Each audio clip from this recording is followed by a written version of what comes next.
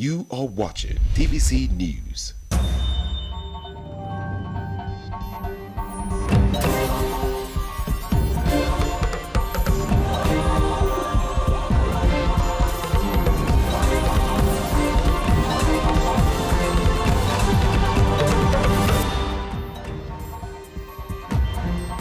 Hello and welcome. I am Bukola Samuel-Wemimo.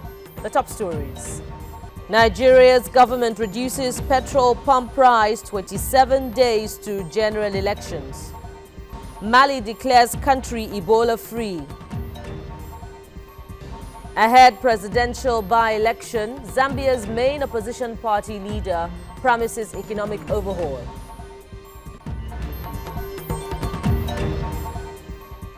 The Nigerian government has announced a reduction in the pump price of premium motor spirit, popularly called petrol. Before the reduction, the product was sold for about 60 cents per liter, and will now be sold at about 50 cents a liter, giving room for a little drop of at least 5 cents.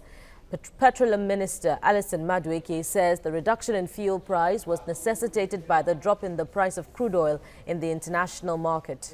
Thank you for joining us, sir. It's my pleasure. Thanks now, for having as far me. as the U.S. is concerned, attacks in Nigeria by the Boko Haram group are bound to increase ahead of the elections. And in the words of one of our correspondents, in some parts of the Northeast, attacks were being witnessed week in, week out in the last few weeks.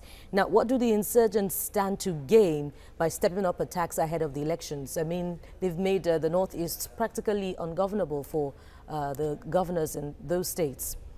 I think it is not unusual.